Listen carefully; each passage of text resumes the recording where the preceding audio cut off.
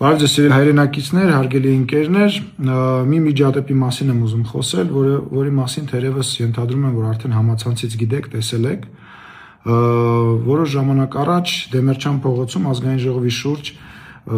կողքով անցնելիս անակնկալ ինձ համար, անկեղծ ասած, չգիտեի, որ այդտեղ մարդ կա եւ անհայտ կորածների ծնողներ կան, տեսա, մոտեցա, զրուցեցինք տարբեր բաների մասին,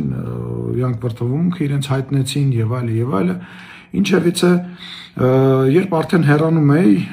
այդ մարդկանց հետ խոսելուց հետո, ինձ ընդառաջ էր գալիս արդեն ինձ հայտնի մի կանոնով ոմն անձնավորություն, որին գիտեմ համացանցից, հաճախ տենց բազմաթիվ համացանցում տեսանյութեր է անում իմ երեխայի դպրոցի մոտ, երբ որ գնացել է երեխայիս հանդեսին, էլի իմ հետ կապված տեսանյութ էր արել, մի խոսքով իմ համար ինձ քաչ հայտնի անձնավորություն էր, որը տեսախցիկը ձեռքներ, ես տեսա, որ տեսախցիկը ձեռքները մոտեցավ եւ բնական է ես որևիցե ցանկություն չունեի եւ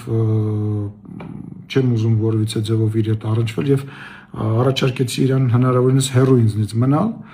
միգուցե մի քիչ ավելի կոպիտ, երբ որ ինքը շարունակեց եւ սկսեց ավելի առաջ գալ, բայց կոպիտ բառը կարող եմ ասել, որ որևիցե սեռական բնույթի կամ որևիցե հայոյանք իր մեջ չի պարունակել, որից հետո արաբարից ավել որևիցե բան չի եղել, երբ որ արդեն սկսեց չի ենթարկվել անվտանգության աշխատակիցներին եւ անընդհատ մոտիկ գալ եւ սադրել, որից հետո նա սեռական բնույթի հայոյանքներ հնչեցրեց ինձ իմ հասցեին եւ դա տեսանյութում երևում է, ես իրեն պատասխանեցի եւ փորձեցի հեռանալ, ինչից հետո Եվս մեկ անձնավորություն մոտեցավ, որին անկեղծ ասած չէի ճանաչում, կարծելով, որ դա անհայտ կորածների ծնողներից մեկն է, միգուցե ինչ-որ քաղաքացի է, փորձեցի հասկանալ ինչ է, բայց ի պատասխան տեսա, որ լսեցի, որ պարզվեց, որ այդ անձնավորությունը եկել էր իր ընկերոջ ինչպես ինքը արտահայտվում էր, բարի համբավը պաշտպաներ եւ ով որ իմ ընկերոջը ես նրա սենսը նենցը խոսույթով սկսեց մոտենալ եւ թռնել իմ ուղղությամբ, որին ոստիկանները հետագայում հեռացրեցին, հետո պարզվեց, որ ես իմ ինչ-որ կուսակցության ղեկավար, թե չգիտեմ ով է, մի խոսքով անունն էլ անկեղծ ասած չգիտեմ, ինչ-որ ճակատ կուսակցության ղեկավար, թե ով է, որից հետո նորից հանդիպեցի անհայտ կորածների հարազատներին, որոնց արդեն ճանաչում եմ, մի փոքր զրույց ունեցանք, թե ինչ պետք է լինի, թե ինչ կարելի է անել եւ այլն իրենց խնդրի հետ կապված, բան պայմանավորվեցինք, իդեպ այսքանից հետո, բան պայմանավորվեցինք, որ ես կճշտեմ իրենց կփոխանցեմ, բայց հասկանալով, որ իրավիճակը լարված է, որովհետեւ արդեն այդ սադրանքը, որ խուլիգանությունը, որը տեղի էր ունենում,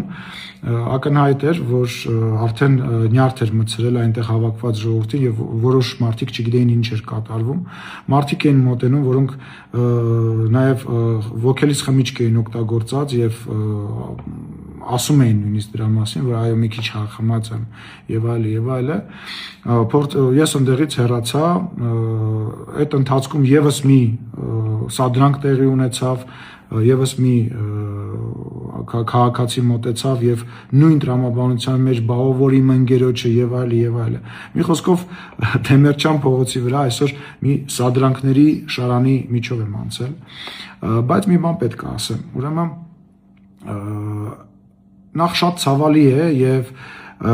շատ զզվելի է, որ այդ մարդկանց ցավը, իսկ այդ մարդկանց մեջ բազմաթիվ մարդիկ կան, որոնք որ շատ ծանր իրավիճակում են գտնվում, որ այդ մարդկանց ցավը որոշ քաղաքական միավորներ ու որոշ մարդիկ փորձում են օգտագործել իրենց քաղաքական նպատակներով, իրենց լայվերը, իրենց, չգիտեմ, քաղաքական վարկանիշը բարձրացնելու համար եւ նման սադրանքների են դիմում, այսինքն հենվելով այդ մարդկանց ցավի, այդ մարդկանց էմոցիայի վրա փորձում են նման սադրանքներ իրականացնել Ես ցավում եմ դրա համար եւ պետք է ասեմ, որ չի անցնելու այդ սադրանքները, այո դժվար է, ինձ էլ է դժվար էմոցիոնալ առումով, մարդկային առումով նման իրավիճակներում հայտնվելը եւ հույս ունեմ, որ յուրաքանչյուր քաղաքացի, ով հիմա լսում է, մոտավորապես նայելով տեսանյութերը կարող է պատկերացնել այդ իրավիճակը, որը որ ես ձեզ նկարագրեցի։